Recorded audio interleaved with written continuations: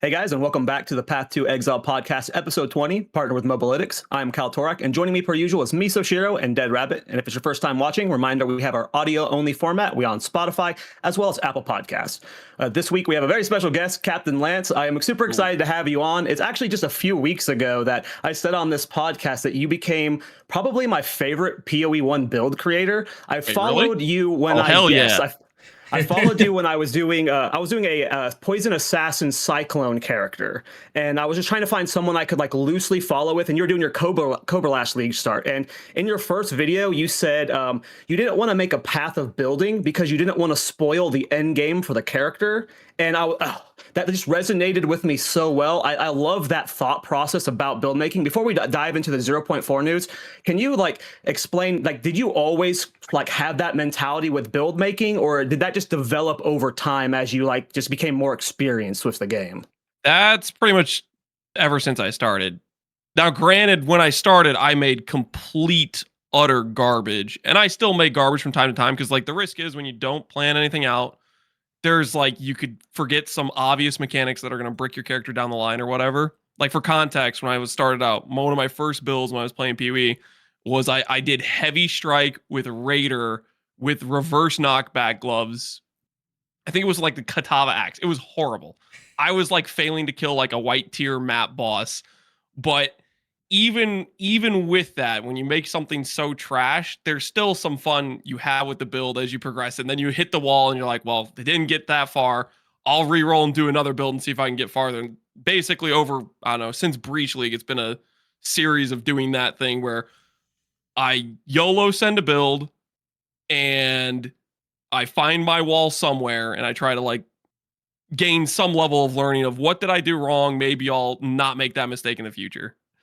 I still make bad builds from time to time, but it's become less and less. It went from like 99% bad builds to maybe I'm like 30% bad builds now or something like that. I don't know what the ratio is, but it's more for me. It's just more fun to play, not knowing how good it's going to be. I love that. Rabbit Miso. There's always just like the adjustment happening at some point anyway, right?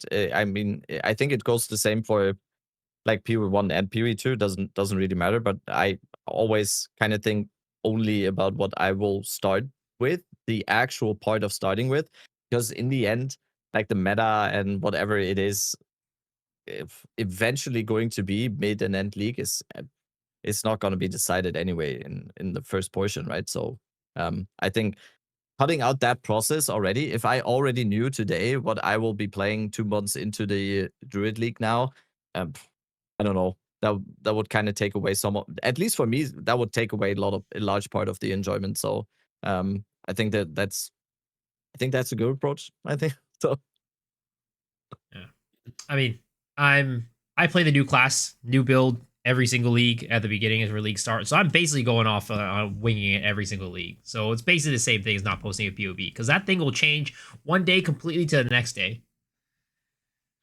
It also is like we don't really have for PoE2 leagues. We really are lacking information going into the league, anyways, right? Like at least the last couple ones, we haven't had the tree until like the day of, or even then, it was still missing stuff. Yeah. And with like Oracle coming, it's going to be even crazier. Misa, do I need to change my mic or did you adjust me? No, you're good. You're good. I was just, for the last 3 hours, I was in a call with Farmer just now, just like trying to actually find something reasonable to start with, because he is trying to find the biggest blaster build now because he's doing the challenge with Hopgun or whatever. And I'm just trying to water plants. And I'm just trying to find the best way to water some plants. And wait, you're doing a plant build too? I would like to. We've seen one skill. There's just nothing. We've seen two skills. Two skills. I like the concept. Like theoretically, entangle and thrashing vines. Yeah. I mean, it looked like green spark, so looked good to me. But there's just literally there's nothing. We've just been. We started the conversation at basically this point, and then we literally went full circle in 3 hours, and I ended up basically not knowing less than I did before going in. I get the whole point, and that's kind of like a big discussion that people have around PoE2 and PoE1 as well, because I get the whole point of yeah, me too. I don't want it all solved before the patch even drops or before the leak even drops. But at the same time, just as someone who really likes diving deep into builds, especially pre-league, I would love to have at least a little bit more information. So I don't know what the harm would be to give us like the passive tree a little bit earlier, especially in a case where it's a completely new starting point and everything. So today was rough for me. I'm definitely gonna water some plants. You're gonna have another rough days for half a week now, I bet. Yes. The first thing I saw when I woke up this morning was your video, and I was like, "Damn! Wait, he already knows what he's doing. Damn! I need to decide too now." But I don't know. Cool. I like Oracle. Full send. It'll work. Surely, pray. Yes. I'm gonna just steal your approach now. I'm gonna steal your approach now. I have a concept in my head now, and my concept is that Oracle is gonna be insane. Everything that we're about to see on the path not taken or whatever it is, everything's gonna be insane. It's gonna be 130 passive notes on that shit. That is gonna. I'm gonna be. Yeah. It's gonna be good. Oracle is I'm the hyped future. about Oracle. It is the future. I'm really hyped about Oracle. Yeah, go ahead, Calcatork. Oh yeah, I'm hyped about Oracle. I think given the teaser we got of like the chance of not dying stuff, if there's anything that's like goofy like that, like else like that, like there's got to be something fun there, right? So I'm YOLOing Oracle as well. Like even if we don't see the tree until like we're actually playing, I'm like fine with that. Do you? Yeah. I feel like they might try to give us the tree before playing. I feel like my thought process of like the POE2 leaks have been they haven't been able to give us information until like the very last minute. But I think that's more not because they don't want to give it to us, but it's because they literally are just changing things until the very last minute. At least that's doing that like, last league. Yeah. I feel like they'll probably give us what the nodes are for Oracle. Maybe that's Scopia. Maybe they won't. Maybe they'll let it be secret. I mean, Mark was saying he likes having things be secret. Like the Abyssal Lich last league was completely hidden, right? Mm-hmm. Apparently they alluded to it though. I mean, they alluded to it with the character jumping into the pit. The character jumping into the pit.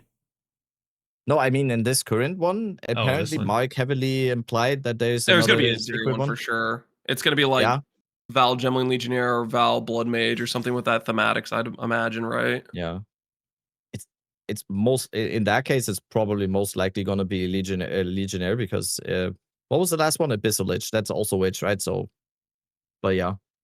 Yeah, you think you don't think they're going to double up on 2 Witch classes getting it? Yeah. That would be I feel like the Blood Mage is more thematically appropriate. It's got the Val themes, the blood. Like freaking, what is Zeri doing? Bathing in blood when she communes with the beast or whatever. That's my bet's on my bet's on Blood Mage. Well, you said the other one would be Gemling. I think Blood Mage is definitely Gemling, because Gemling has like the themes of like gems socketing in your body, which is kind of thematic with the Val stuff, right? Mm-hmm. With like the corrupting gems and stuff like that, and like socketing and editing your body. Mm-hmm. Ooh, yeah, I forgot about that one. Yeah, let's see. That's why those are my two guesses. But they could do something out of left field entirely, right? You did a build on the Abyssal Lich, right? Last league, that was the It was kind of a meme though. With the hey, what do you mean it's kind of? Hey, I will not take that. It had 40,000. It had 40,269 energy shield. The Abyssal Lich, because it has like basically one of the nodes was like you could summon a specific skeleton and they'd give a specific buff, and one of them was like a bunch of ES. So I was pushing the ES number. I was doing Impending Doom. Impending Doom's actually like legitimately like a pretty good skill, especially as like a league start option if the gem is somewhat common. I would think, but would that build have been better as a different class? Maybe as like a ritualist just for like int scaling or something, because ritualist endgame with jewelry gets pretty ridiculous. But no, Impending Doom's fun. That's just like the skill as a whole. Big AoE. The Doge Race, right? Yeah, the Doge Race Undoing. I call it Impending Doom because that's freaking what it is in POE1. It's like calling Trial of the Second Sanctum. Yeah. Did you do a lot of reduced movement speed penalty on that one? Probably, right? Because it looked kind of fast when I okay. Not too much. What I have Talking about the found, curse build, right? yeah, Yeah. it's curse. If you have a skill that has like decent cast speed, is you don't interrupt your movement too much if you just tap cast. Yeah. Same for Spark, That's for example. so, like if you, as long as you can get a skill to good attack speed, it feels like you're moving at full speed almost anyways. If you can tap cast like that. Yeah, I did a variation of that build on a Blood Mage for cast on crit comet stuff, and yeah, I did not need any move speed reduction while attacking stuff. That's a very good example of one of the skills that you can tap cast very easily with to maintain mobility. Baseline cast speed is just good. Yeah, I also did let's dive Abyssal Lich, into. actually. Okay, go ahead, Miso. Abyssal Lich is such a cool ascendancy, though. I really hope that the new ascendancy kind of lives up. Like, I mean, I don't know how like innovative I guess Abyssal Lich was, because there was only part of the tree that was kind of changed, but like the concept itself is really cool, and it really made some really powerful builds. I So- think Rabbit's league starting Abyssal Lich. He's going to keep saying he's going to league start Oracle, but we know he's going to convince himself to play Abyssal Lich again. That's what my whole chat is saying that all day. I could say, oh dude, I'm actually like I'm a bear. Like I identify as a bear, and bears are like my favorite animal, spirit animal, everything. And people are just gonna be like, yeah, you're playing ED Contagion, bitch. Shut up. Well, what does history say? What'd you play in point 3? ED Contagion, bitch. What'd you play in point 2? What'd you play in point 2? It's just a question. I'm just thinking. I think. What did you ED play in Contagion, point 1? bitch. Did you play ED Contagion in point 1 too? Surely you played like no. Archmage. No. Well, In I'm point pretty 1, sure I you- played Stormweaver. I played Stormweaver Spark, I think. Okay. I actually league started Spark Stormweaver, I think. you did some 0.1. like summoning build, didn't you? In point 1? Was it, or was that point 2? I don't think I've ever seen no. Rabbit do a summon build. I thought you don't like do wanted to do a minions, summon no. build, but then it didn't work out and you swapped. Oh, that was oh no. That was point 2. Yeah. That was point 2 when they made it seem like minions are gonna be amazing to get through a campaign. I started with like a hybrid ED Contagion and minions, and then I just ditched minions in Act 2 because it was atrocious. It was so bad. Yeah, no. Was point 2 at that point? They still had them getting like stuck in doorways a ton, and they Everything. would die if you walked off screen and all that Yes. stuff. They were never Oh. there. They died like there was like a small breeze by a white mob somewhere along the lines on the map outskirts or something, and the Skeletor archers just went like, yeah, okay, I'm dead. So yeah, no, I ditched that, and then I became ED Contagion merchant. But Very it's respectful like so profession. solid. It's it's so solid. I'm just feel like I'm talking myself into that every single league now. I just because said that. You're it's going so to. solid. ED Contagion Lich into any Blood Mage build. Why would you? Why? It's always good. It's always good. Yeah. And now we have Last Lament Crossbow Lich too. Okay. I will water some plants. I promise Any you hollow that, though. palmers out there? Any hollow palmers? Oh yeah. Not me. What's I'm pretty your- hard. what's I'm your pretty take, Miso, planted on on the the- plants. On the hollow palm nerfs. Yeah. What? What's my take? What's your since you are the resident hollow palm player, you must have some feelings about hollow palm in its I mean, in I still think it's going to be one of the future best state. league starters for like early game, getting through the campaign. But I think at some point, like the scaling of the attack speed, definitely you're going to feel it. So it's going to suck a lot more. You might want to swap over to Quarterstaff. It's probably giga good for a campaign now, right? Because it basically got buffed in that sense, but then it Mhm. just takes a dive. Yeah. Yeah. Can you hollow palm bear? Bear It's fisticuffs. You Yep, always use the have a weapon. talisman. Yeah. Okay. I have not played mean, hollow palm. I mean, speaking of league starters, we can maybe ask our guest what his league starter is going to be, because I just touched the surface of it, but we didn't really discuss it any further. Mind explaining your concept plans, what your stuff is going to be for the upcoming Druid? Yeah, so I'm gonna do the bear because Coming Calamity looks really fun. They showcased it. It's like a really long 10-second base duration with pretty good effectiveness of just meteors raining down. The thought process is you go Shaman, you get Rage Gen to then consistently have uptime on it. So you cast a skill, you can't gain glory during it, but once it ends, apparently there's no cooldown on the skill. I already was going to send the skill thinking there was a cooldown, but there's not. So once the skill ends, I just need to generate 20 glory to proc it again. And so if you go Shaman with a little bit of mana regenerate, that's like 2 seconds or something you need to generate the 20 glory because you'll be at max rage and it'll just gen it right away. So I think I'm just going to be proccing that and then just running around as a bear, maybe incorporating like the rampage skill, maybe just sprinting, depending on how much I can get away with getting heavy stunned, but we'll see. I think it might be less punishing for a heavy stun if that skill just continually is hitting the screen anyways. Because normally heavy stun, you get knocked down and you have no way to defend yourself. But if that Coming Calamity skill is like activating all these meteors, maybe it kills the mobs and you don't just die when you get heavy stun, and because it will wipe the things that were going to jump you. Just play Pathfinder. No heavy stun while sprinting. But then I don't have rage gen. Well, I guess like you could force the freaking gloves for rage gen, but there's other things that are nice about the Druid, and I also just want to start the Strength Int class just because it's the new thing to go with it. Apoca Bear looks cool. I wasn't what bear? Apoca Bear. Apoca Bear. I like that. Like Apocalypse and Bear.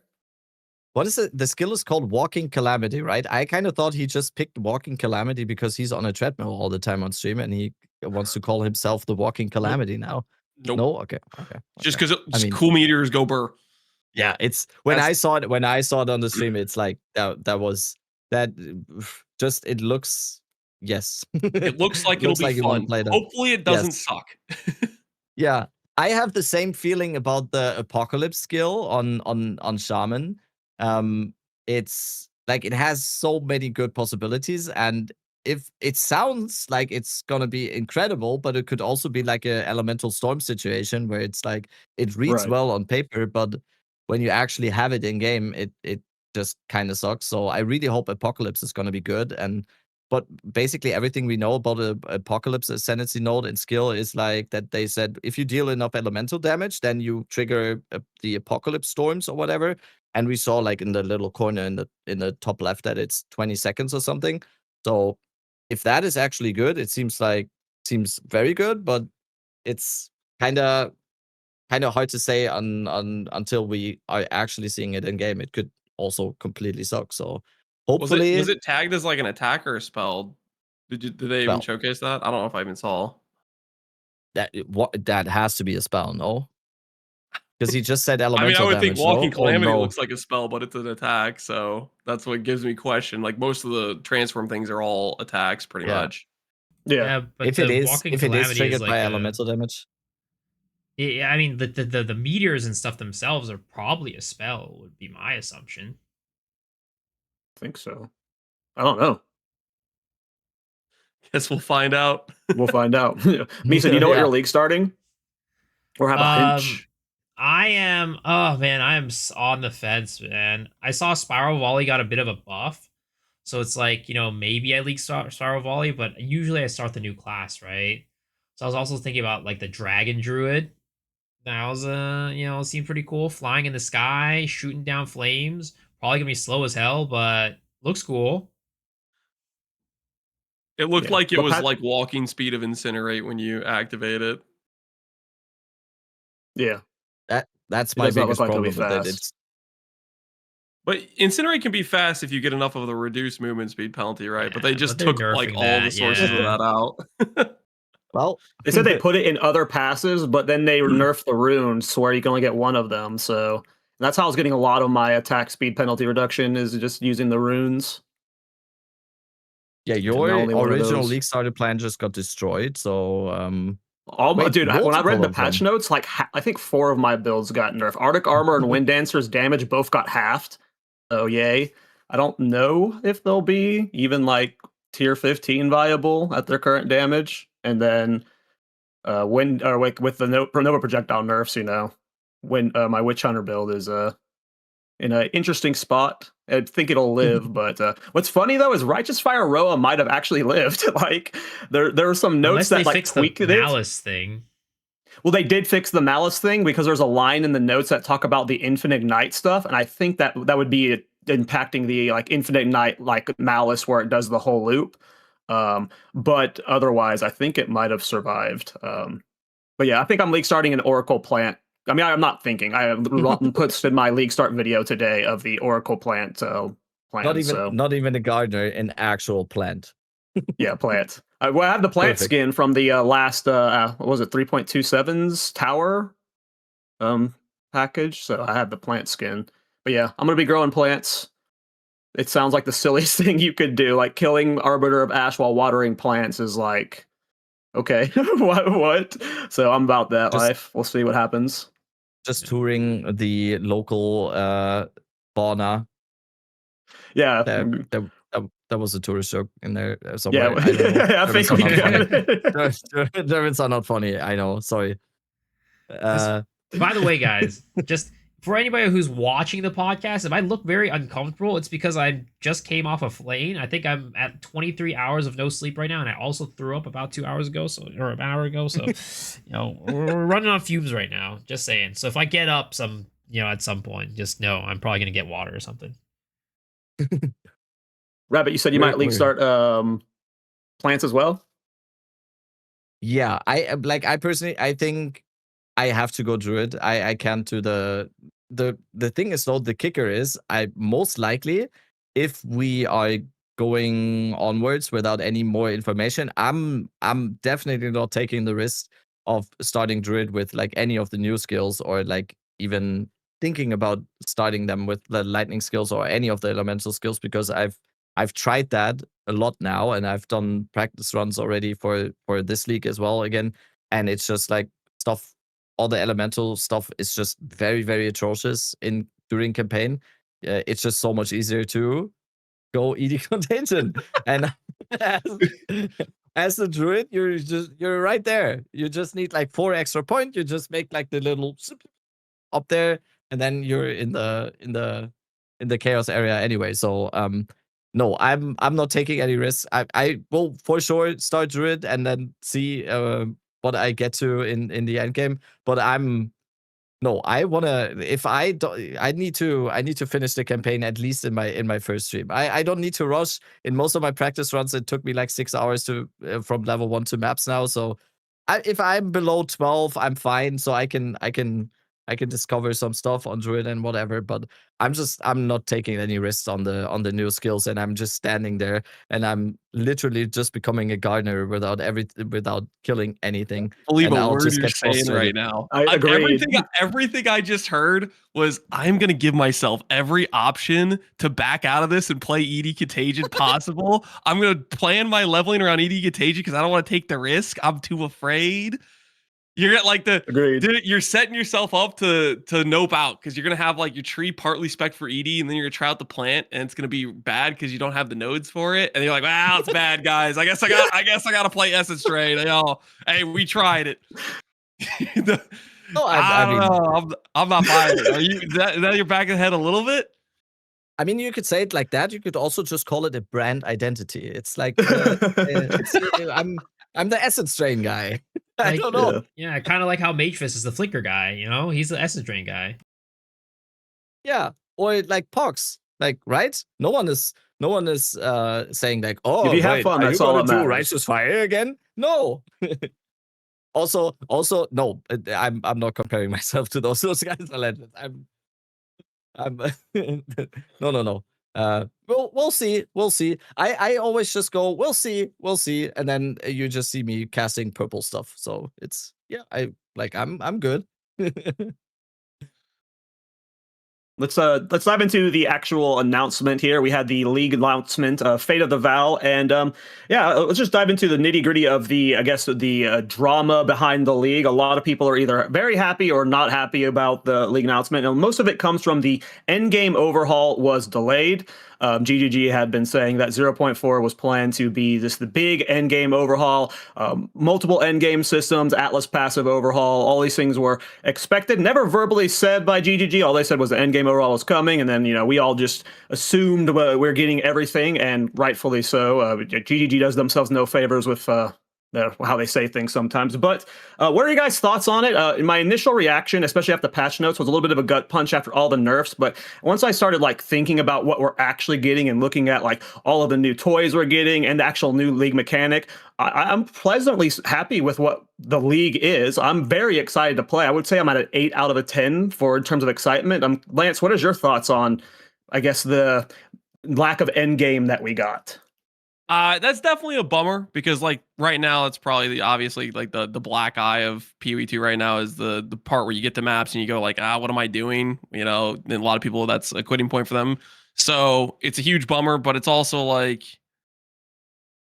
with how quick they're doing this turnaround because they're forcing in the league to be so they have some dev time before everybody has to go on holiday and stuff. It's kind of it makes sense that real world time frame. I'm glad they made the choice they did. When Mark started listing off some of the how big he wants to make this endgame change, to me, I liked hearing that more than them forcing in a halvesy thing, because I kind of thought that they were probably gonna hold on to Infinite Atlas and the current Atlas tree a lot harder and try to do some band-aid solutions here and there inside. And I wasn't really going to be happy with that solution. It might help it somewhat and be more immediate, but I'm glad that it sounds like they're taking the approach of an entire kind of rewipe of how they're going to approach the end game.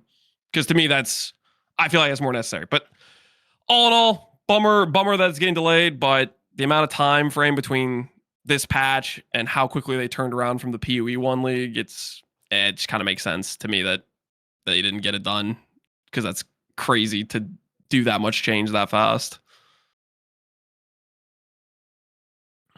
It's kind of like the initial, like you said as well, the initial reaction when I watched it. I think I even said it on stream after they were done and were going into the MTX selling part of it. I was a little bit wait, that's it?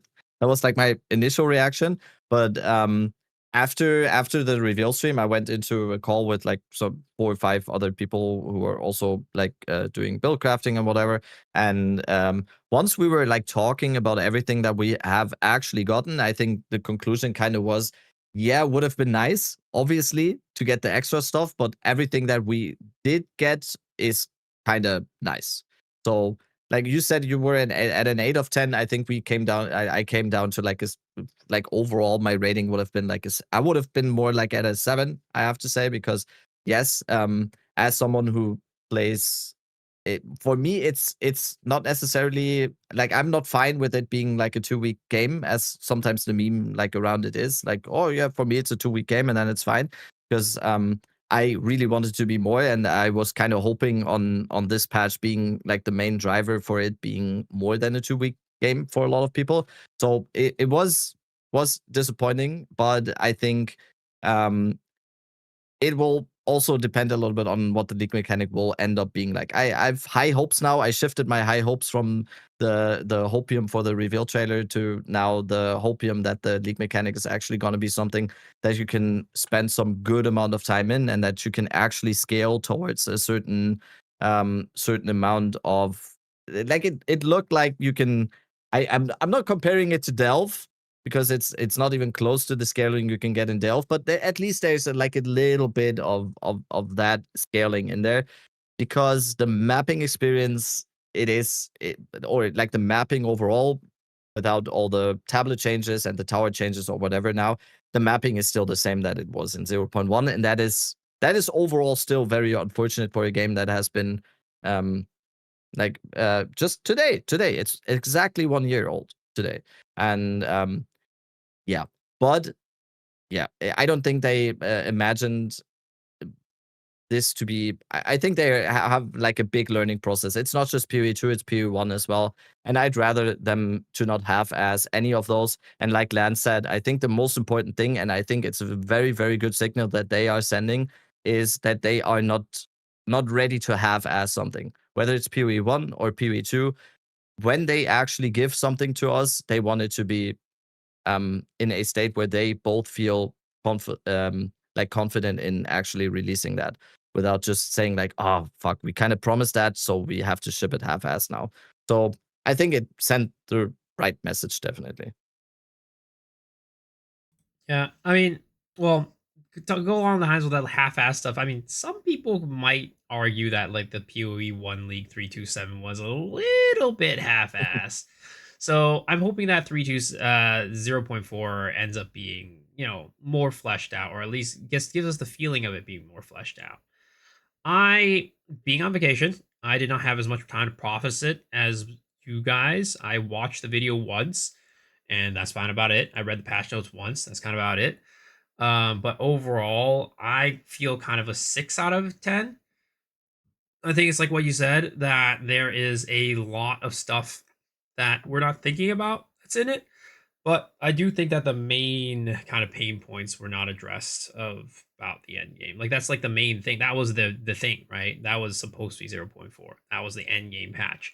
And it felt like they kind of did not address that. They gave us some nice other things, but the thing that they said they were going to do, they didn't do, kind of. So that's kind of a bummer to me.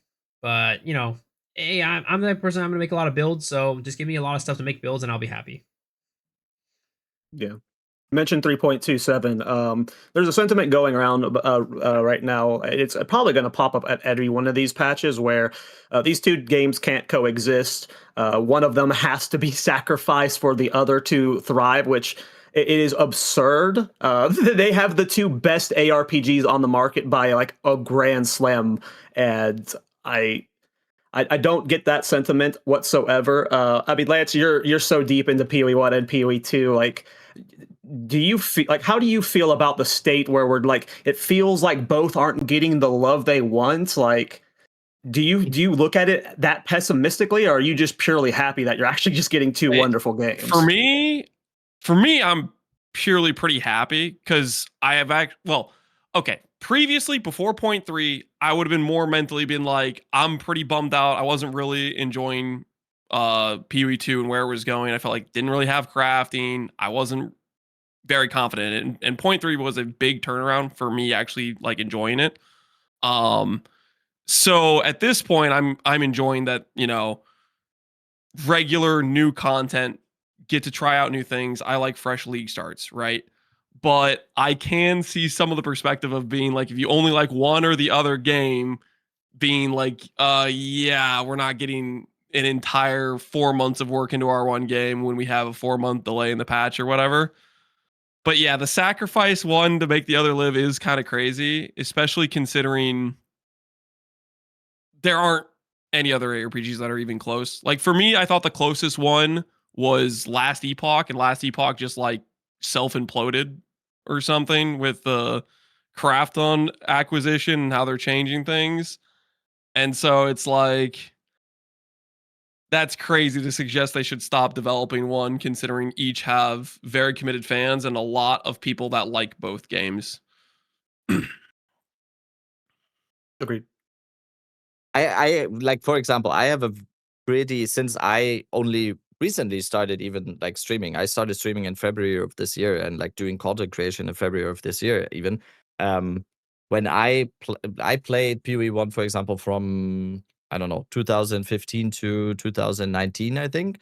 And since I only started in POE2, I have a pretty, like, I would say pretty dedicated POE2 audience, for example. Not a lot of people. I would say I have like maybe 30% overlap of people in my community that actually play POE2 that also play POE1.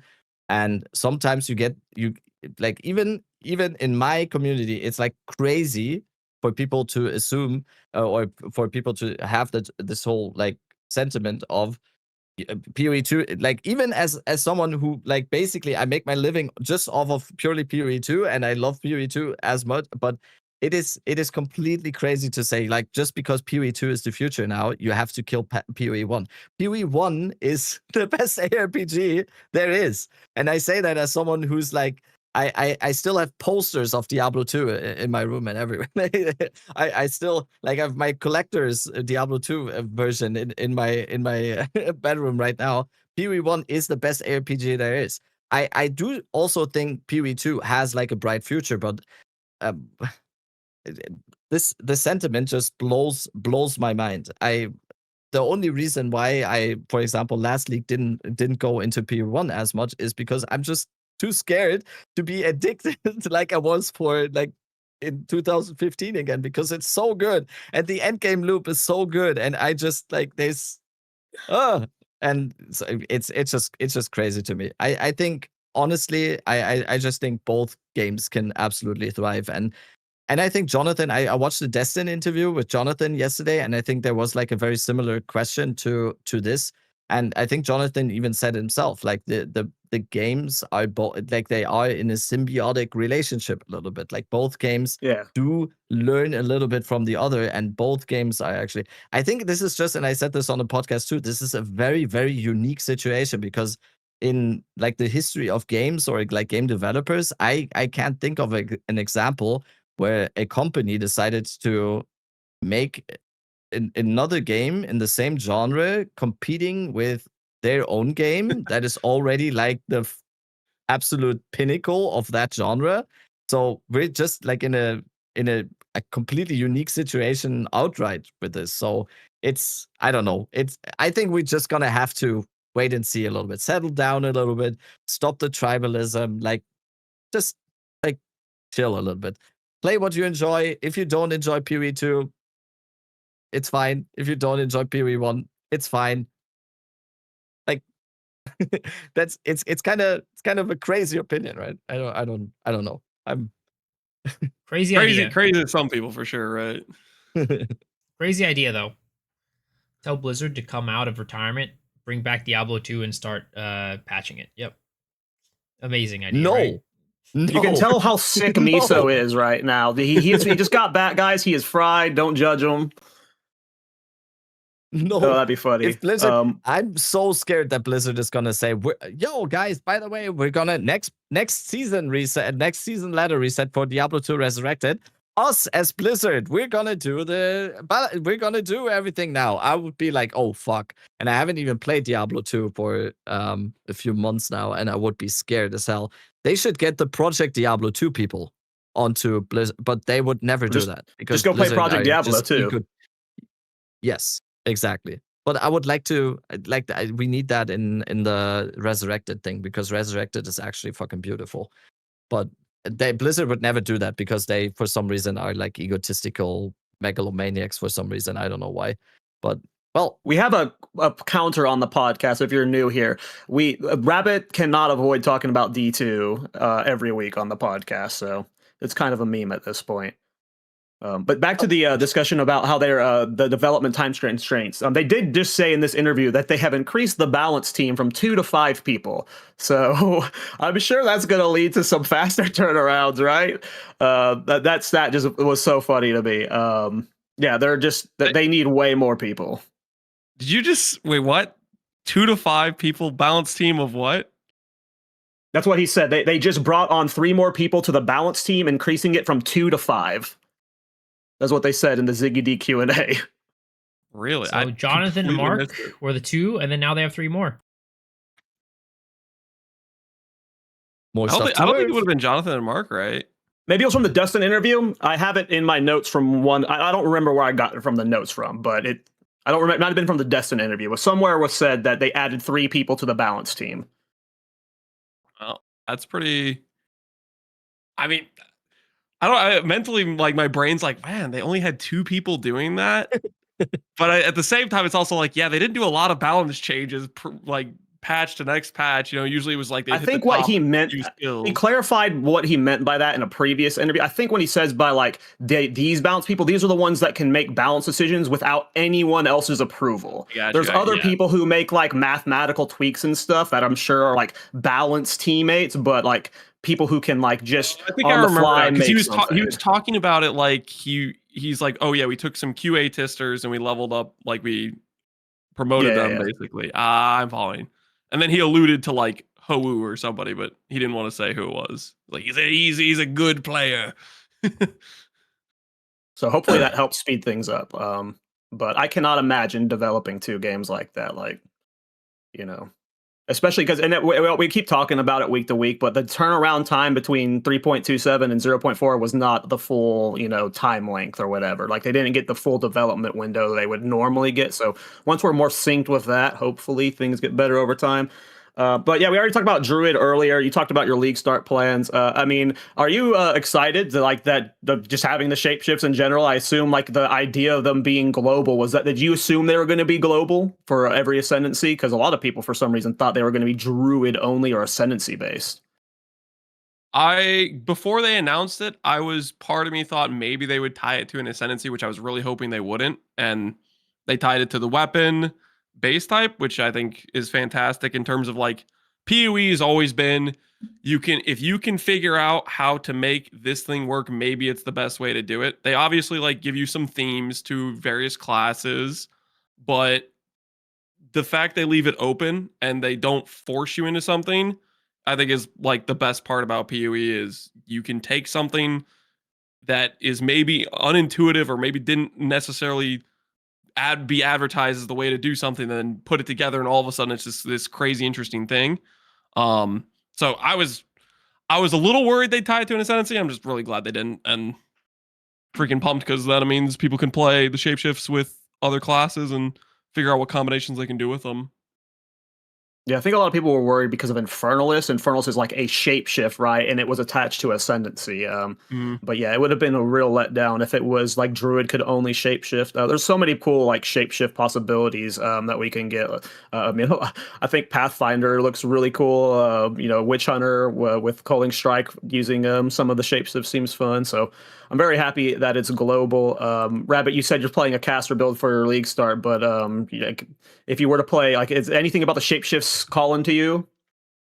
Yeah, when I went over all this stuff with Farmer today, we also both kind of realized that some of the shapeshifting doesn't even seem like it is strictly Druid based because, for example, both the Oracle and the Shaman, it does not seem like they would even be the best ascendancy for something like just purely Wolf, for example. Of course, on Shaman, you just have the rage generation thing, which is probably always going to be good for most attack-based classes, but also then you have the ascendancy node with the spell damage on top of that.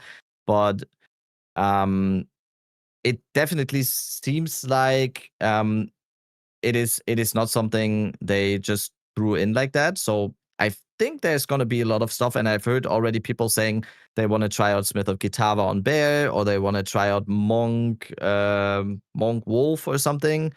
I kind of thought maybe you can also do something like a Wolf Ritualist even maybe or something.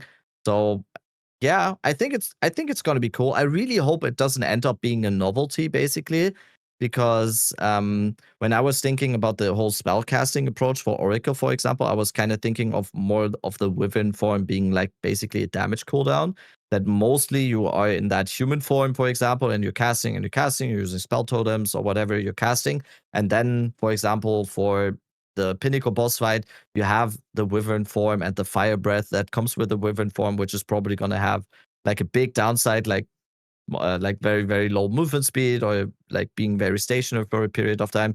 I see that basically just as a big damage cooldown. And I just really hope that it's not going to end up, like I said, going to end up as a novelty, and it's actually going to make more build. It's actually going to make more build diversity and actually going to open up the game a little bit more, because you can now see stuff in also, this might be a shapeshifting angle here or something. But I think it's going to take some time for people to actually make use of it the right way. For now, I think the bear is very obviously like Shaman, like someone in this call also already theory crafted on. For the wolf, I didn't really see the point in doing it on any of the Druid ascendancies, and the Wyvern form, I don't know about. I think this might be a hot take. I think Wyvern is going to end up sucking bad. Oh, Battle Believer, the Wyvern? It's perfect, because that's what I'm playing. Oh, yeah, see? wait, are you saying basically that I only play bad builds? I mean, it's true. He said C. He said C. What was your league start this league? I'm thinking about doing Wyvern. No, I mean the last one, the Oh, ascendancy Hollow that you took. Hollow Palm, but No, Chayula, ascendancy. and that was bad. I rest my case. Never click Chayula.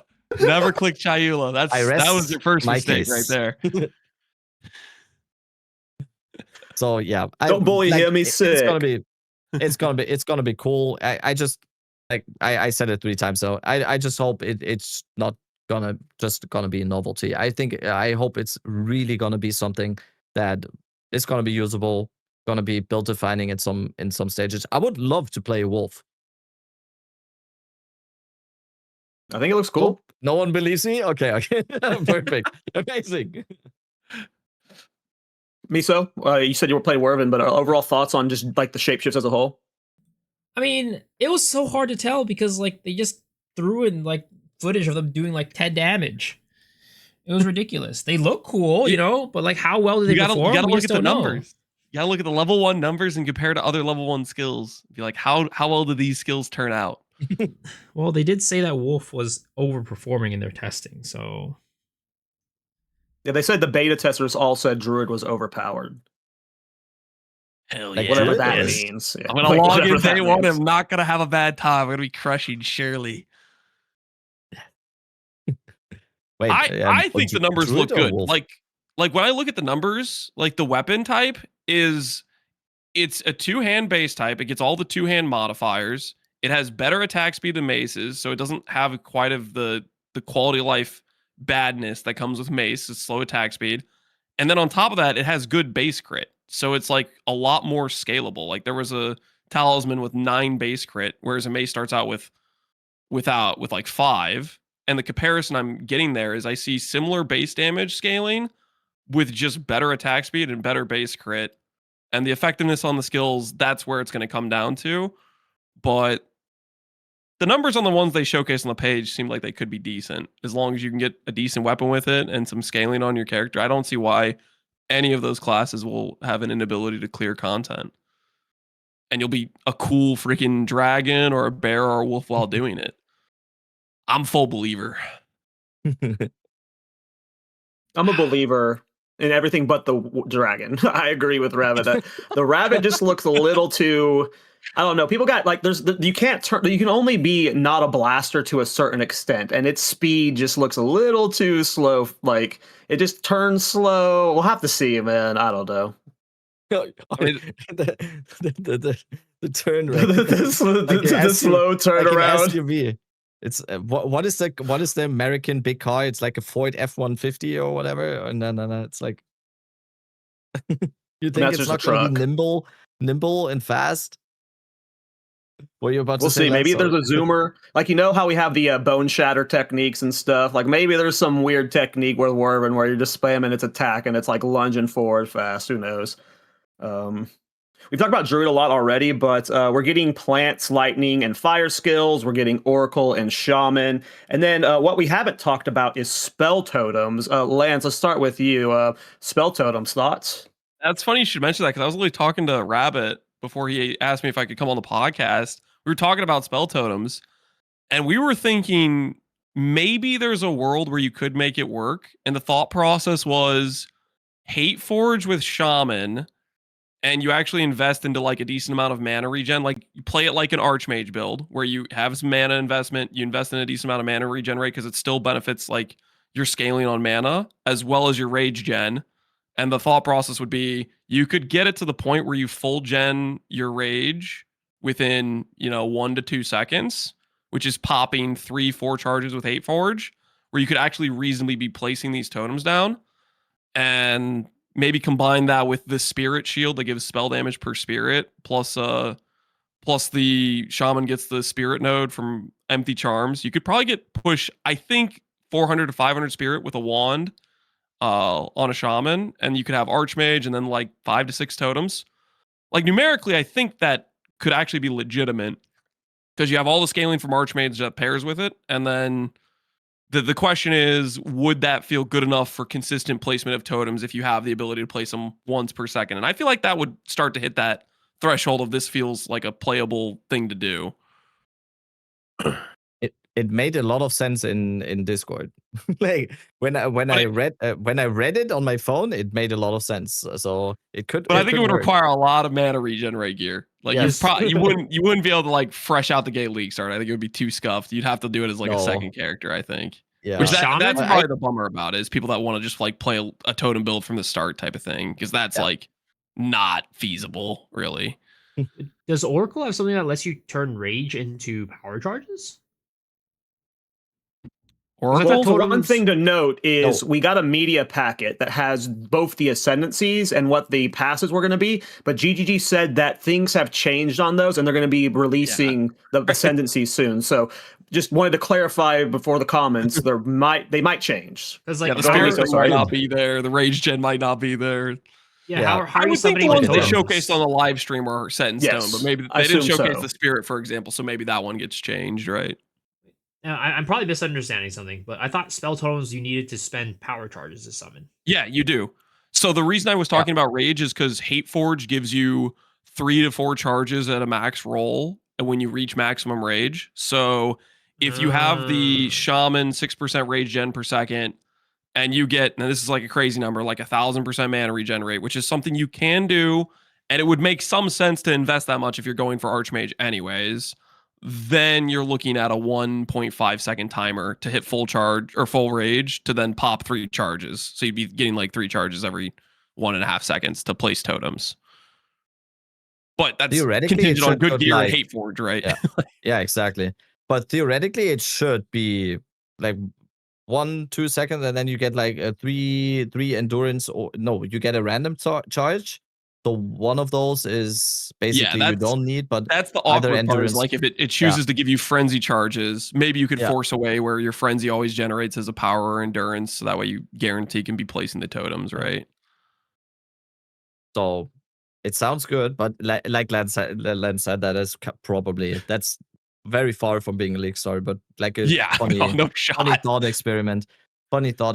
I think a lot of this stuff is gonna come up in the next few weeks as well into the league, especially due to the thing of the Val uniques, because we still don't know what we can kind of guess what the Val uniques are, I guess, or we can at least say for some of them that those are definitely going to be Val uniques.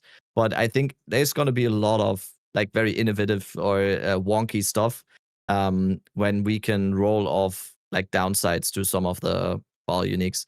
Just like as an example, that's not a Val unique. It's probably not going to be a Val unique. It's for sure not a Val unique, but it completely changes the game when you can roll off Veil of Night, the no resistance thing. And I think there's going to be a lot of stuff like that where a unique has a certain downside, where when you actually remove that, it's going to have like a completely new possibility. So I think there's going to be cool stuff to come.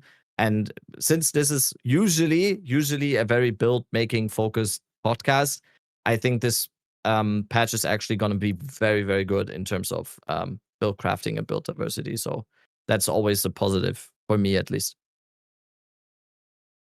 Misa, did you have any thoughts on the spell totems? I mean, all I know is just like, for me, when I first saw it, I was just like, why are they giving us like a cost for it? Why can't they just let us throw these totems down like normal? Like, I don't know. You have the mortar grenade totems that go ham and just blow up the entire screen, but somehow spell totems can't have fun. Lance just said whatever Lance just cooked sounds fun. Yeah. But it's also like clip. It's pretty contingent on gear, right?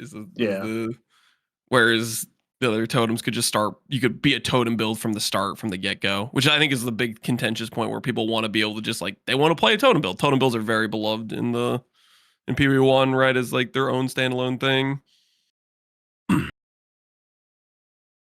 Well, you mentioned the uniques and the corruptions and getting rid of the negative modifiers. So let's talk about the Fate of the Val.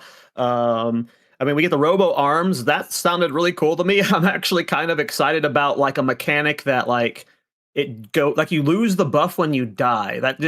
I was very shocked when I heard that, and it sounds cool. I don't know. I like the idea of running around with robo arms, but I think the difficulty scaling with the you mentioned it earlier, Rabbit. We also have it to where they said you can run up to 60 maps almost of like juicing to like, and then you can just go do the Val Temple for like 60 maps worth of farm. So that sounded pretty cool. The double corrupts, and then the last thing was the Abyss confirmed core. I guess Captain Lance, what's most exciting for you about the new league? The new league, most exciting, double corrupts, not even close. I am not a gambler, just so we're clear. I simply like to risk my item for massive gain if it doesn't get destroyed. It's investing in my character, not a gambler. Just want to clarify, I do not have a problem. But besides that, I'm really hoping that Itziri is just ridiculously hard. Like Itziri in POE1 is like this iconic boss for a number of reasons, but one of the reasons I think is that it's a really hard, difficult fight, and it has remained one of the most relevant fights even as the game's been power crept. Now, granted, they just yanked Itziri out of the Feared in POE1, which I think that was maybe in part because maybe Mark has some plan for it. Obviously, they did Fate of the Val this league, which is Itziri themed. Maybe next league for POE1, they're gonna continue this symbiotic relationship of using some of the dev work they did here with the Val stuff to use it again, maybe in POE1. So I'm excited. Hopefully, it's a really challenging fight. And then the build your own dungeon mechanic reminds me a lot of Synth League, which I really like that league for like the building out your little thing. Like that to me is kind of cool. We'll see how it plays out in terms of like, there's a lot of interesting crafting currencies from it, things that modify gear and whatnot, a lot of risk and reward stuff, the re-rolling Falborn items. I said Falborn, Valborn, but they look like Falborn, right, from Keepers. I think that stuff's all wins in my book for an interesting mechanic. Cool thing, not necessarily a part of maps. It stands on its own right, and I think that's usually a good time. I like when they add mechanics that aren't just necessarily something that's only in maps, but has its own thing going on, and that's kind of what it is, right? I can just Rabbit, go ahead. I can just avoid doing maps even more now, which I like. Usually I'm a Sekima enjoyer, and now I also, on top of doing Sekima all day, I can now just do the Val Temple too now. So I really like it. I'm excited. You do have to go into maps to get the Val Temple. You might not avoid the maps as much as you want to. You have to build them up. No, I think last league I actually mapped a lot, especially after the change and stuff. I just think maps are still like severely undercooked in POE2, so it's kind of it was always just a little bit of what am I doing here? And especially, for example, for me, Sekima was always just like you had a better goal of it, because there was always like the unicorn of having like the ATDs and the last flame and all of that. So that's also the reason why I really hope that the actual endgame overhaul is going to come in this patch. But now it's probably just, I think this is going to be a good like how do you say that? A good substitute for now, because I'm excited. I'm excited for the Val Temple, especially like the double corrupts, of course, because I'm not a gambler as well, because it's not gambling if you're good at it. If you just win, it's not gambling. So are you one of those people that's just lucky? I don't know. People always say that because I only upload YouTube shorts, obviously, where I'm lucky. So everyone's always assuming it's always like he can't keep getting away with it. But of course, I don't upload the clips where bad things happen. People like to see bad things happen to you too. If you want to see bad things happen, you just need to go on my YouTube channel and watch the most recent. Every league I do like a liquidation on like on all of my stuff, and we just do it like a crazy Val stream, and we did it this league again as well. And I ended up balling like I think overall it was like 30,000 divines, I would say, like overall in all of the stuff. We did like 100 prisms, we did a full quad stash tab of exceptional wrath piss, everything. We just did everything, and it was like abysmal. It was so bad. It was so bad. Oh yeah, I vowed 10 cold lightning ATDs, which are like 700 div per and stuff, and they all bricked. So yeah, if you want to see someone lose, you just have to watch that video. It was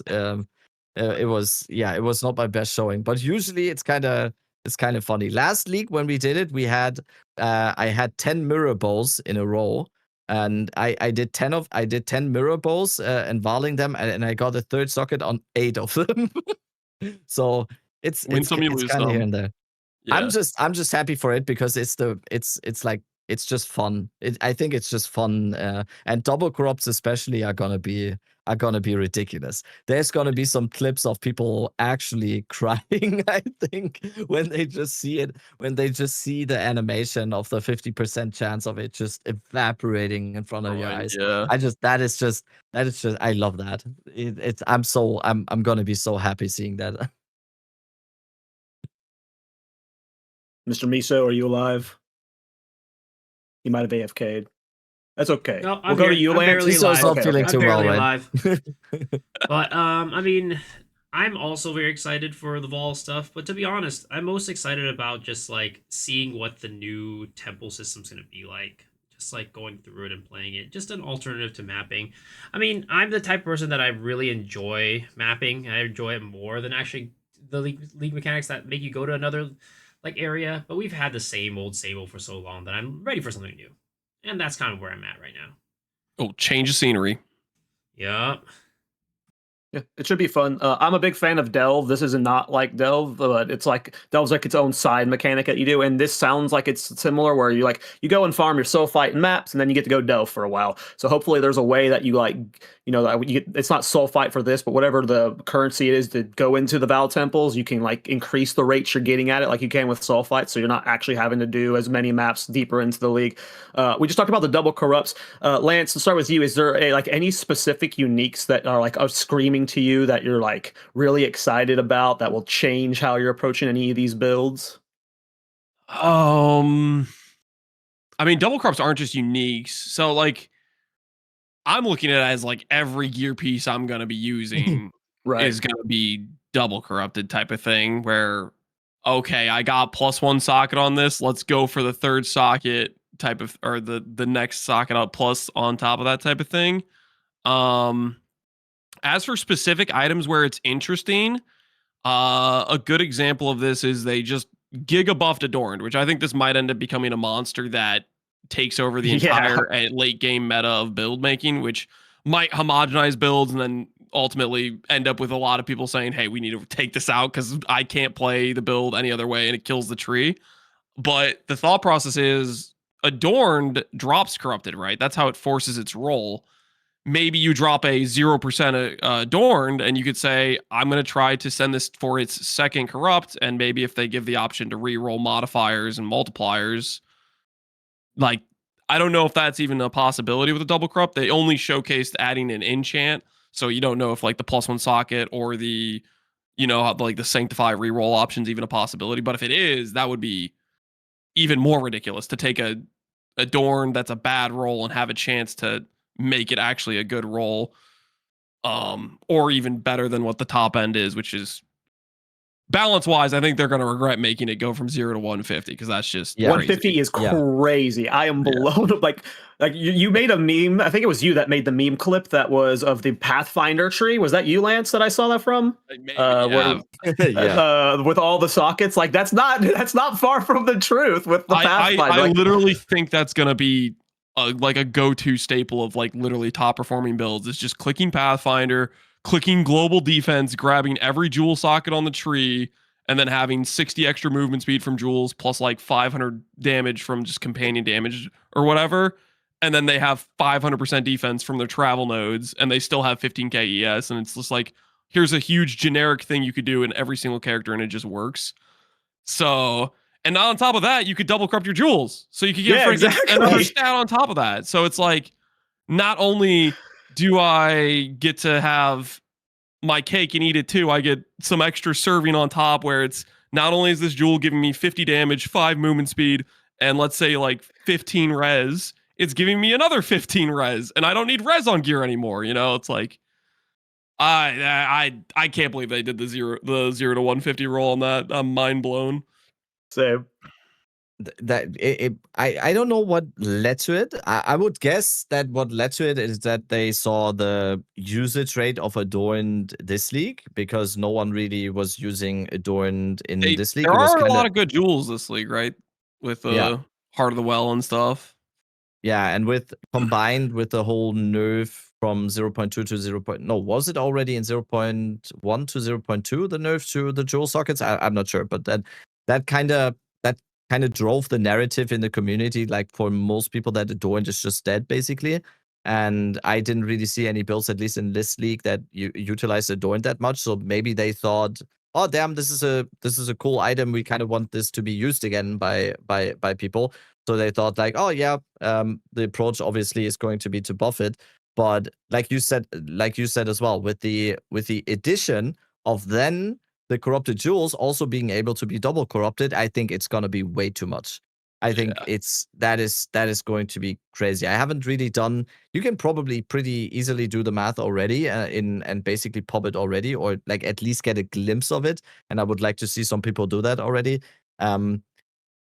Yeah, I think we're in for a ride. We're in for a ride on this one. I wanted to like ask as well on the, like, if the Adorned drops corrupted, right? And what does it mean? Just like I had this discussion with my chat earlier today as well. Like a Megalomaniac, for example, drops corrupted as well. Can I double corrupt a Megalomaniac then? I assume. Right? I should be. What is the outcome then? Can I get another notable on a Megalomaniac now with a double corrupt, or? I mean, it's probably just the normal jewel corruption possibilities, which is basically you either hit an enchant, or you hit a socket, which does nothing, or you hit the number reroll, which maybe that changes the allocated passives. But we don't even, like, they only showcase the enchant. So like we don't know for sure it's gonna have +1 socket as the outcome possibility, or the number reroll thing, right? So yeah, a lot of people are like 4 socket boots, 4 socket gloves, my builds are set, you know, and we don't know. That's we have to see the double corrupts. They're exciting though. They're very exciting. Miso, you have any thoughts? Trying to get you in as much as I can, because I know you're muted. I can't see you, so I don't know when you're ready to jump in. No, don't worry about it. Just call on me whenever. But I mean, the thing is, I didn't really take too deep of a dive into all the uniques, but kind of more commenting on like the Adorned conversation. One of the reasons why I think that Adorned was so, I guess, not used was, one, because there just weren't, like, they reduced the amount of jewel sockets, right? So that it was a big hit to Adorn, but then also just farming the boss for Adorn was like ridiculously bad. Like the only thing you would actually get for value from farming the boss was the Adorned. And they did buff the shield this patch, so maybe we'll see some relevancy from that, making farming Trial Master a little bit more relevant, and, you know, maybe having more Adorns on the market. I don't know. Shield is still dead, by the way. I checked that yesterday. The only soul cores you can put in there is Chaos Res and Elemental Resistances. I don't think anyone's gonna use that. I think the only reason why Mahuk Sotl was like used in 0.1 was Rarity. And since that soul core doesn't exist anymore, I use it for mana sometimes. Okay, listen, not just Rarity. Archmage was good, dude. True mana stacking, yeah, but yeah. I use true. Wait, I use it for mana too on mana stacking Archmage Stormweaver. Yeah, that's a good point, because they limited a lot of the good runes to specific item bases, which wasn't the case it's just before. gone now. Yeah, that was not a joke. The actual only runes, soul cores you can put in a shield is Chaos Res and Elemental Resistances. That's the only ones. Two. Yeah, that's kind of rough. They can buff the shield to 600%. I don't think anyone's going to use that. So to me, now the Adorns are limit 1 only. That's most of the special ones, though, right? Not the normal ones, like the basic ones, at least. I think a good point is Shaman node. Yes, there might be stuff on the Shaman special alts. That's true. That's true. I think from the shaman node, I think the shaman node is only bonded modifiers relating to the weapon. I think that's how it's like balanced. At least when all the ones they hovered over only had wand or martial weapon as like the extra mods, nothing related to other sockets or other socketables.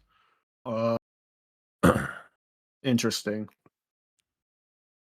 Yeah, that makes it a little less exciting. We'll have to see how it comes out. I'm sure with like some of the I'm sure it's like maybe special runes, like the runes you get from the special map, like the runes of tithing. They might have something special, but yeah, for balance reasons, that could be weird.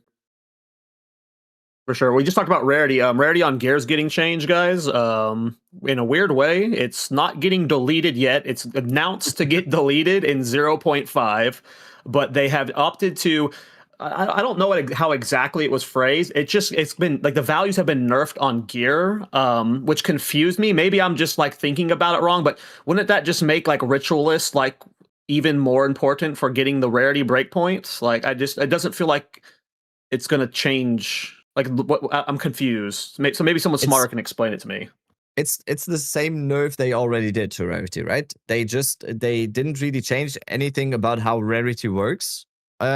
Overall, they just changed how much Rarity you can get on your gear, which is interesting. If I understood it right, that's what they did, and it's just like I don't get that at all because it doesn't change the situation. Like it does nothing for what the like situation actually is.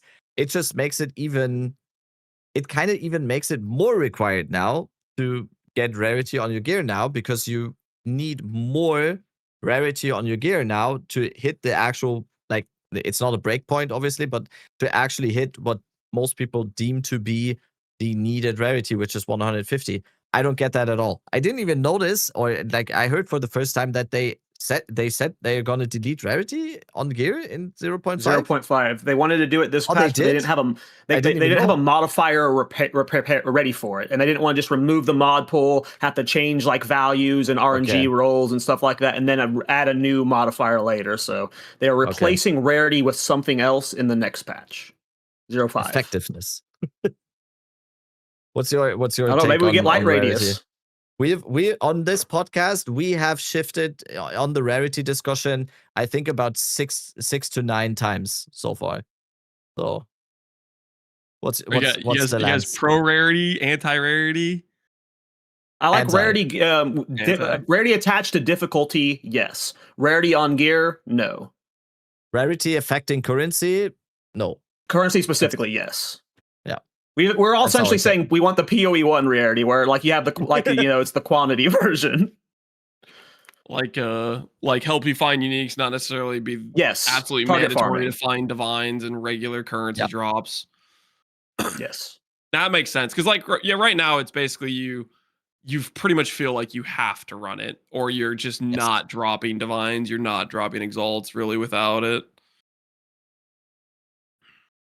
Yeah. I don't think I care too much either way. I usually just end up alching going, and sometimes my gear will have Rarity if I have the extra affix for it. Otherwise, it won't.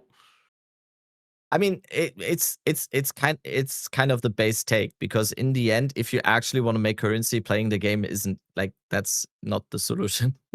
If you actually want to make currency, and if you're actually out to, I want to make 1,000 divines in the first few days of the league, the answer is not playing the game. It's hideout warrioring. Are you trying to say hideout warrior is not playing the game? Blasphemy. That's a big part of the game. What do you mean? Not that I like the map personally, but I know people that do like to hideout warrior. Farmer, not me, just so we're clear. Wait, Farmer's Rabbit's kind of a hideout warrior. He spends a lot of time hauled up in there. No. Yeah. Off stream, I'm an off stream hideout warrior. I every time I turn off the stream, and because I don't want to do what I actually like. I don't want to do it on stream. It's just like me. I do like the content gameplay. It's just like flipping. I'm just on trade side, just 47 live searches open. That's not like good stream content. So I'm an off stream hideout warrior. Yes. I like. All right, it that guys, way. the coffers are looking a little bit low. I gotta go.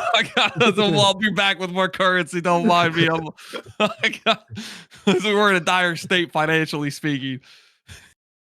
But like on the whole on the whole Rarity thing, it's just like I personally what I most enjoy about the game is like the thing that I think most people play RPGs with, and it's like the simple monkey brain dopamine, and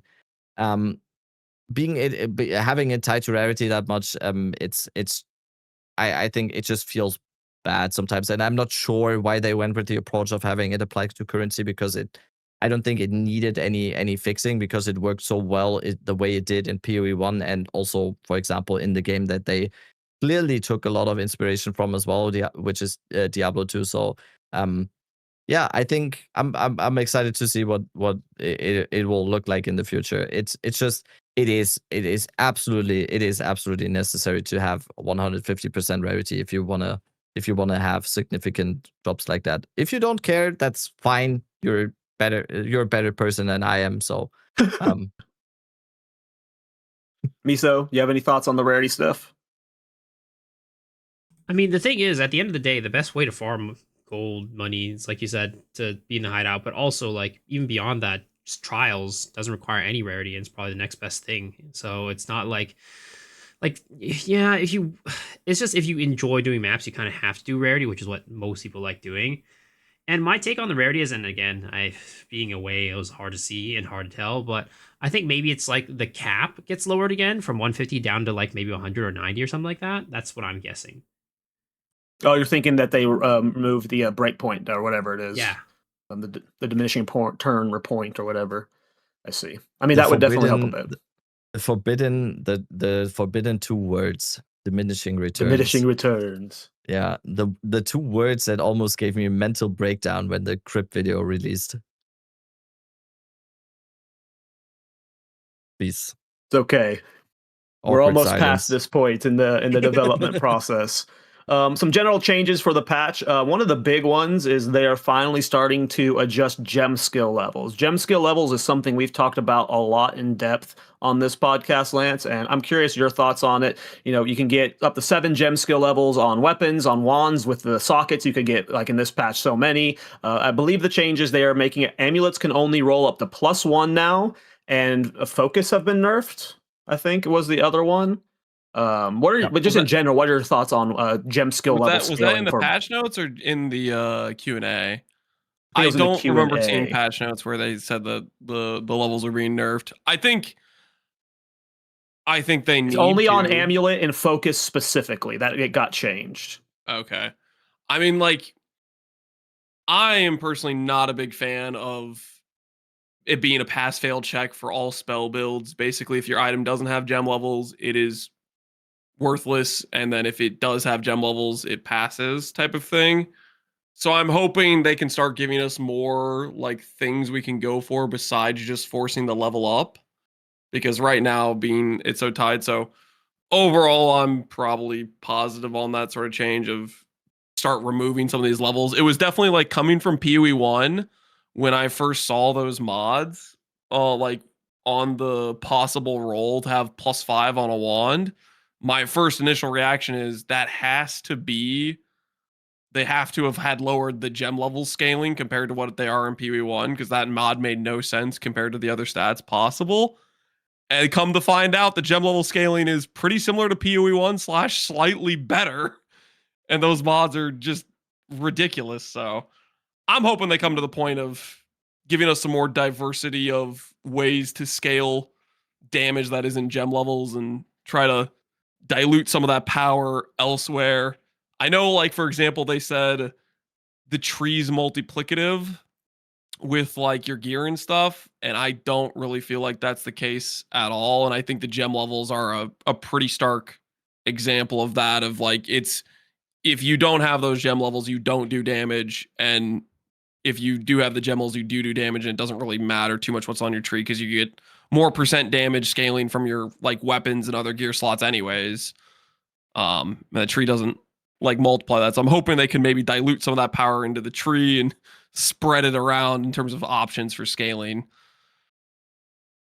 damn, perfectly in line with our opinion that we have like so many times now did on this podcast. Yeah, it's like exactly what we were also saying. It's just it doesn't Pass the it test.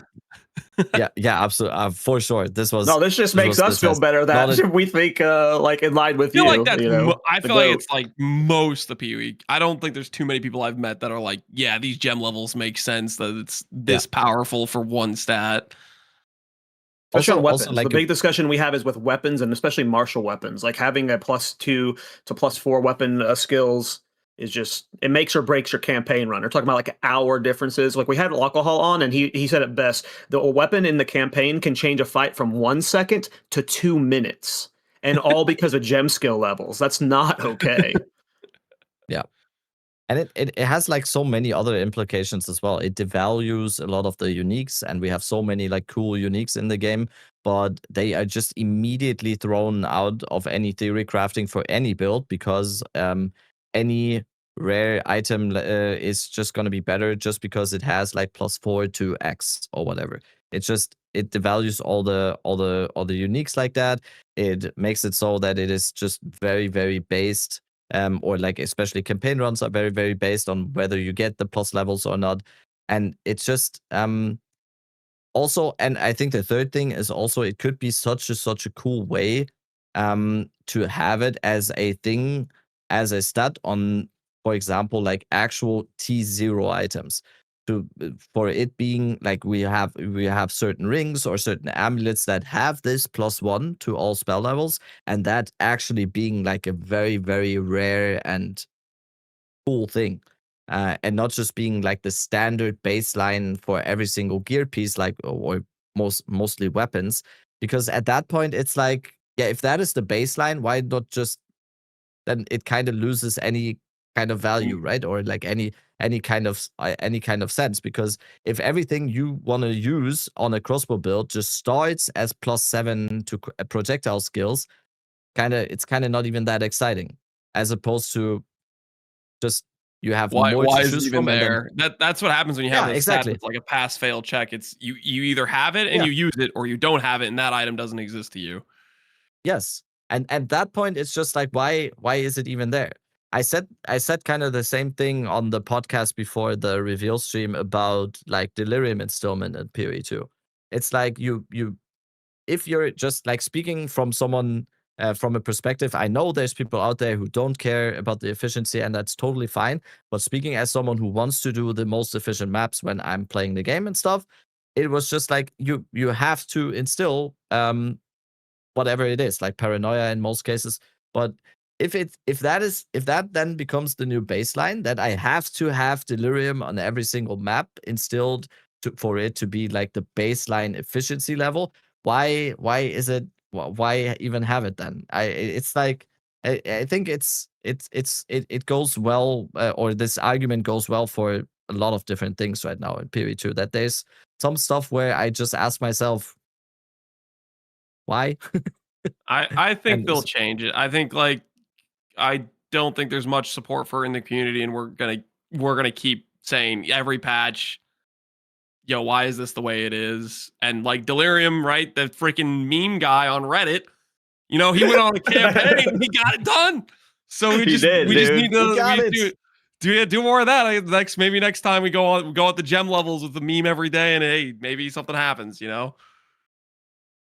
I like it. That's the way we get stuff done. Miso, thoughts on the change? And one thing I want to throw out there is because we were talking about weapons with the gem skill up, they did mention that there is an adjustment to the weapons throughout the campaign. Like the curve has been changed a bit, hopefully. So hopefully more people have more smooth starts. I'm sorry, Miso, go ahead. Yeah, I mean, I know they did some readjustments with staves. You get kind of like a range at the top end and the lower end as you're leveling up. They reduce the number that you get from each tier of the affix. But the other thing that they did was they nerfed Essence of Battle. Instead of having +4 attacks, it's +3 attacks. So they are, yeah, sorcery as well. yeah, they are, like you said, kind of starting to address it, which hopefully they continue to push it towards that direction where it's, you know, a nice to have rather than a, oh, I need on every single thing. Because at this point, it really is. if you have a plus level on your, like if that gear can roll a plus level, you roll that plus level. Doesn't matter if it's a weapon, glove, amulet, helmet, whatever it is, you roll it. Yep.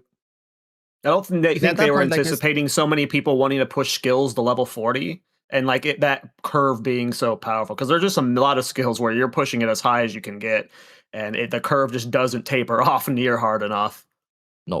No, it just it becomes even better because it's the best way to actually, at that point, at that min-maxing stage, it becomes like the easiest way to still get another like 13% or whatever it is. And it's, yeah, I just think if it is at that stage, it just becomes boring rather than it being like a super awesome thing when you have like, I don't know, an arachnid mesh or something with like +1, and it's like, oh, holy shit, I have a +1 ability or whatever. And I don't know, it doesn't really also, I don't know, correct me if I'm wrong, game developers, but it wouldn't really destroy like there would probably need to be some adjusting in like player power if that just straight up goes away. But I don't think it would destroy anything in like the foundation of what the game is about.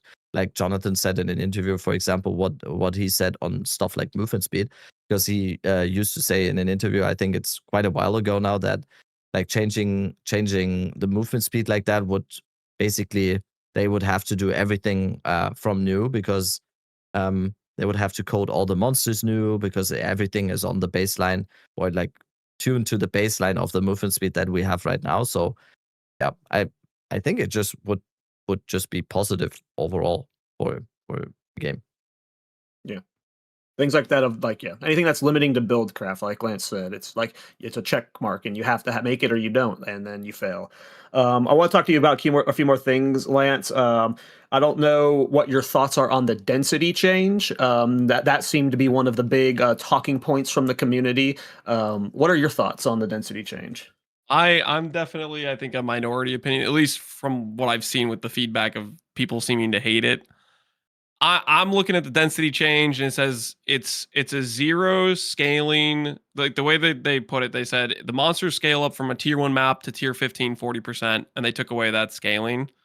And then they replaced it with you get more quant based on the monsters you kill. I know people are memeing about the maps being empty. I think the maps are still going to have a lot of monsters, so I guess I'll find out on League Start if I'm crazy or not. But a lot of last patch when I was doing maps is there were, well, specifically the Abyss Overrun maps would have so many monsters, they would literally just crash my computer. And I think, yeah, they probably did it in part because there were some people giving feedback like too much swarming, but I think they also probably were thinking about performance as well, where it's crashing your game. I'm going to play it and see, like, does this actually make the maps feel empty or does it not? And I'm guessing it's going to feel fine, but maybe I'm just cooked and I'm going to show up and log in and I'm actually not going to enjoy it or whatever. So I'm withholding some of my judgment until I get to play it, really, is where I'm at with it. I'm not withholding judgment. I'm going with the craziest opinion of all time without knowing all the full details. That is my way of doing this. And no, I think it's the reasonable thing to do, right? I think it sounded like it sounded like a good change. I think it is something where when you say it like that, and when you open up a sentence like that, especially in a reveal like this, and after coming from a league with probably some of the highest monster density we ever had in POE2, and when they then say, oh, we're going to actually reduce the monster density, there's a large portion or a large part of the community that I think understandably really, really like the thought process of like zipping through maps, having like these huge explosions and everything. And Caltrak, for example, is one of them who initially said, oh, I don't know about this one, because this is like a big part of my enjoyment in the game is having these like huge monster groups. I think at the end of the day, and you said this kind of, I don't think it's going to be that noticeable. It maybe sounds like a lot now, and also what some people have been saying, like it's 40% less monsters. It's not. It's 40. They are removing the 40% Scaling, increase that you get from T1 to T15. it's not gonna be. And then people jumped from the it's 40% less monsters. Then of course what happened next is, oh damn, it's basically 50%, so it means we have half the monsters. So I think that's just disingenuous, and it's just like, we're gonna have to wait and see. I've heard, I've had the comment in my chat today, barren wasteland and whatever. People really like to throw out all these hyperboles and stuff. I'm not a big fan of that. I think it's gonna be not as noticeable as people make it out to be. I have full trust that it's gonna be nice. I think it's gonna promote build diversity a little bit, because what's definitely happened in this current league that we're still on, what definitely happened is that those builds like the Nova Projectile, Roa, Lightning Arrow, the 500% movement speed, Ritualist Spark builds, like I really like to call them like the lawnmower builds. That was like the meta, because you just, with this monster density and just running through the map, you just want something that just basically like cuts away everything at the same time and just like clears the whole screen without you really have to do anything. And I think maybe that's kind of the implication that I think might be in there, is that we might see some more builds that are more specialized towards than actually killing these mob groups and being fast in between, but then going like that. But in the end, I don't know. We're gonna have to wait and see, and how it will actually look like in the game. I think we're fine. That's my point. I think we're fine. Yeah. The one thing to add is that they did say, I think it was in the Q&A, I didn't write down where it was, but they said that eventually, I think maybe in 0.5, they're going to add a way that you can get monster density back and lower the difficulty for people that do want to juice monster densities. Like the biggest thing I was worried about was like a build like Trample Toe. Yeah, it succeeds because mobs connect and it can cascade, and if you lose enough density, you can't do that. But I agree, it's probably going to be fine. We'll just have to wait and see. Miso, what are your thoughts on the density? I mean, I think it's very interesting, right? Because they nerf density, like map pack size, and I think Fobgun mentioned this, but that doesn't equal rare monsters. And if you think about it this way, you never got drops from like white mobs anyways. So it's like, maybe it's actually an overall buff to loot. Make the rares drop more, and it's the same number of rares. Mm-hmm. Yeah. Is it actually going to be the same amount of rares? Because I've we don't had know. people They correct me that it's not actually. They said pack okay, size. Yeah, just like. And if we think about pack size, it's only white mobs. Yeah. Right. I mean, their goal was reducing the swarming, right? So that wouldn't necessarily mean they want to cut down on rare mobs, but I guess it depends how they choose, how they generate, how many monsters are on the map, and how that all friggin' works. Who knows? Yeah.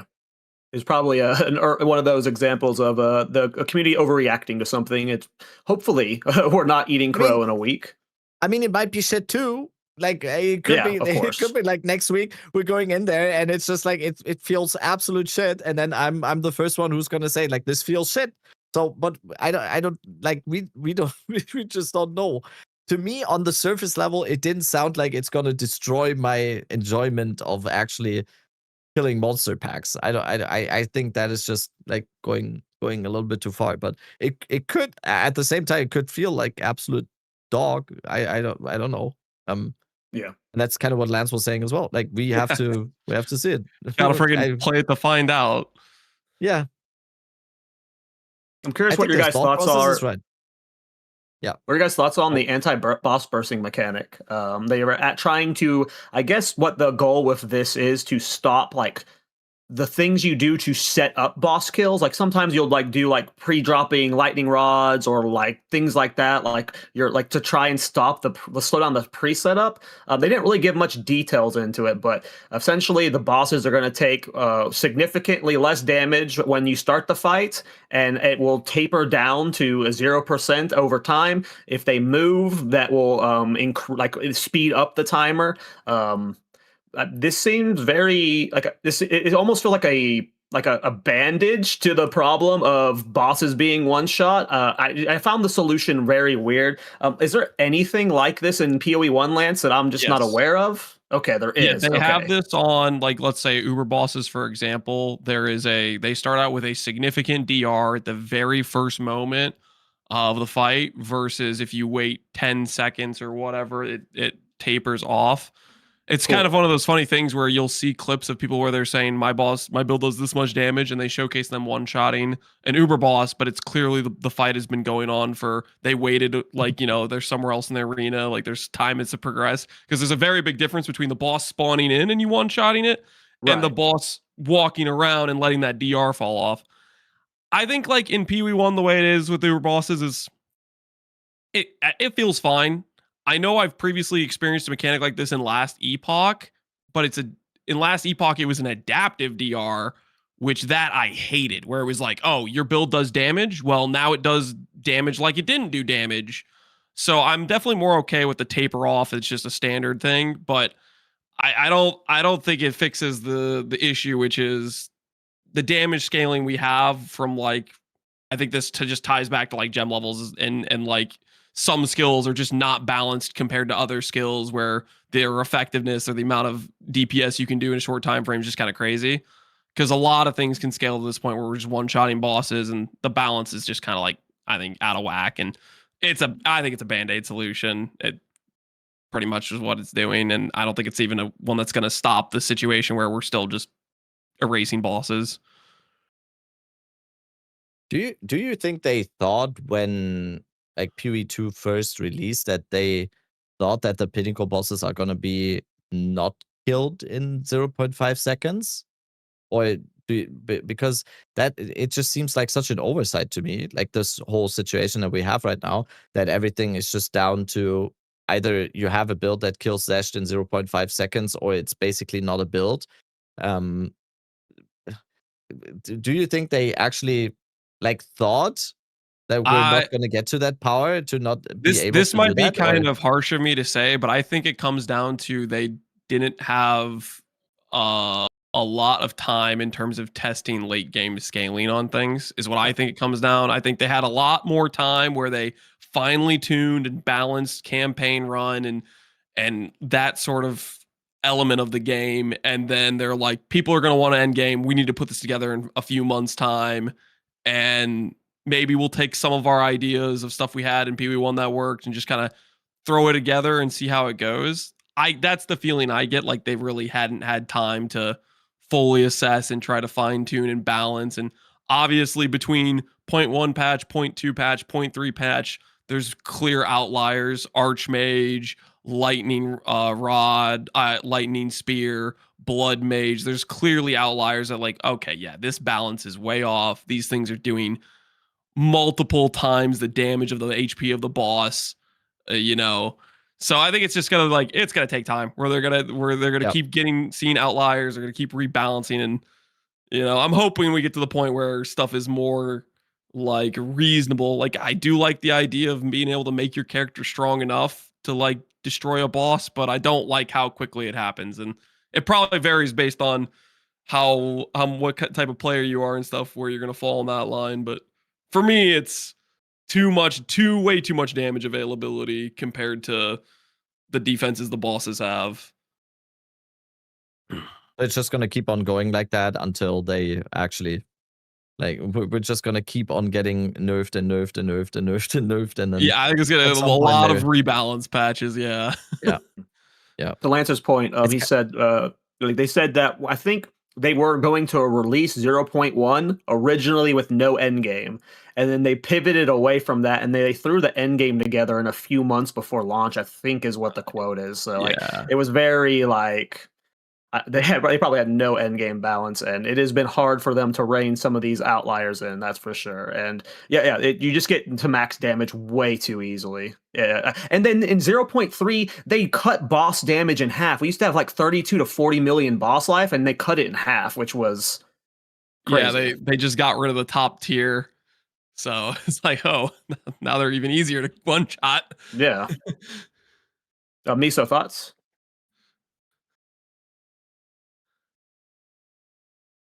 Okay, we might have actually lost him this time. He's actually gone this time. Do you care about the Noggins change? The homogenizing orbs. We call it Noggin on the page. The homogenizing orbs. Oh, I was a crack addict for those things. I'm like every time there's like some pretty ridiculous powerful crafting mechanic, I like making things with it. But those orbs were just also they were the problem in terms of the reason you could go from start to finish in 5 minutes for 90% of your crafts and end up with almost all like T1 ideal mods was because of those things. So it's like I was hoping they would try to add some sort of nerf or balance to it in some way where you either dilute the pool so you can't be as targeted with it, or you maybe add in some extra conditions for how they work type of thing. But they just removed it, which is it's probably fair because it just you could force your ideal stats on so many pieces. Yeah. I'll see how I feel about crafting it when I get to play it, but it's like, yeah, those were kind of ridiculous. That's where I'm at with them. I did really enjoy making with them, but I understand why they took them out. Have you recovered yet, Rabbit? Or have you moved past the mourning period? Or I was actually kind of fine with that, even though most of my currency made this league was obviously by crafting and everything like that. I'm kind of someone who like feels forced to craft because I really like crafting in a way where it's not that the system that we have right now. I think the Gamba aspects are fine. I think they make it fun if you have like 100% deterministic way of getting every single mod you want on every item. That just takes away the fun again. So there always has to be like these gamble aspects. And I think homogenizing was the right idea, but it just ended up, like Lance said as well, it just ended up as being too powerful, which in turn devalued pretty much everything else. And that is the part that I really don't like because, for example, I don't know, and I think everyone who played POE2 in this current league for like more than 2 weeks definitely noticed how, for example, rare loot on the ground, even tier 5 rares, I actually ended up removing all rares from my loot filter. I didn't even have T5 rares in my loot filter. And at that point, it's just like, yes, I like the whole idea about homogenizing Omen to craft like insane stuff, and that is super, super fun. But the payoff on the other side, or the non-existent payoff, the opposite of payoff on the other side, is that you lose a lot of value in the ground loot of the other stuff.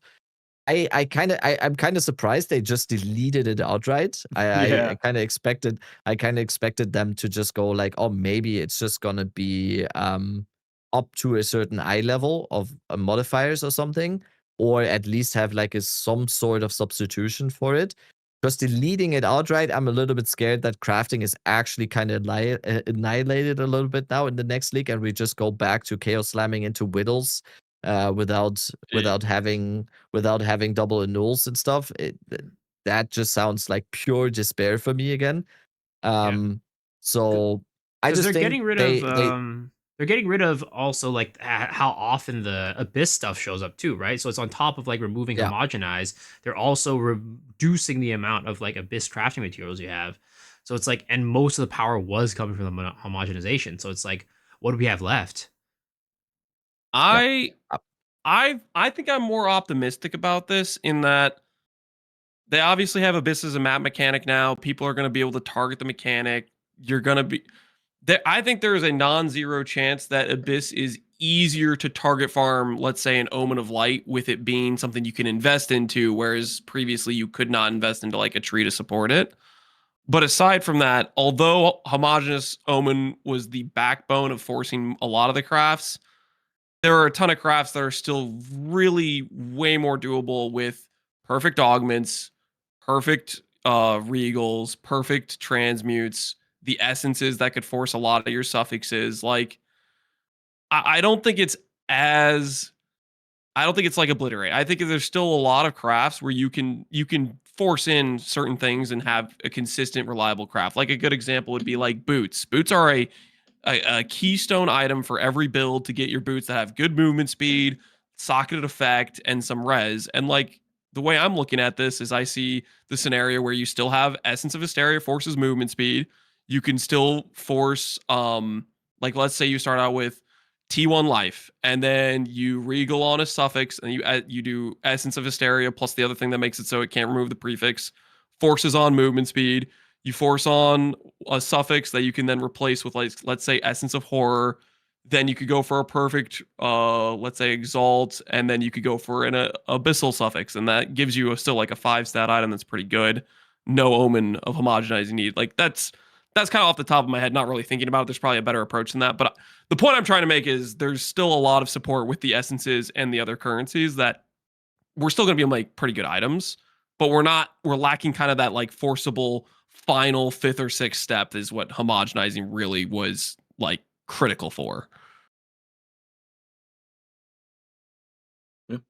Right. We didn't lose the the perfect transmute and augments, which is probably one of the biggest things about not necessarily crafting, but like just like getting baseline items like that. Mm-hmm. We'll see. I'm for sure there is gonna be, at least it shows that they are actively thinking about what they are gonna do with the crafting process in POE2. We didn't get a crafting bench. This podcast has been a crafting bench enjoyer enjoyer hideout for the past few episodes. So we're gonna have to wait and see. But yeah, it's gonna have, like, there's gonna be a new meta developing, basically, I think, now without the homogenizing Omen. Any final thoughts, Miso? Not really. Oh, Kind of I think Days. what's said is said. It's kind of, I think, like, we're just gonna have to deal with having a little bit less powerful items, which is not the worst thing in the world. We dealt with having a league with no crafting, and we still have some determinism. So it's just that the ceiling, or like the floor, I guess, is gonna be a lot lower for this league, which is not necessarily a terrible thing. Cool. Well, we're going to be wrapping up there. Lance, thanks so much for coming on, man. It's cool to see how excited you are for the league. I hope your bear build goes well, man. I'm looking forward to it. I think I'm going to be running around with just, hell raining down on my enemies. I'm running around as a bear. I think it looks fun. So thanks for having me on, guys. Appreciate it.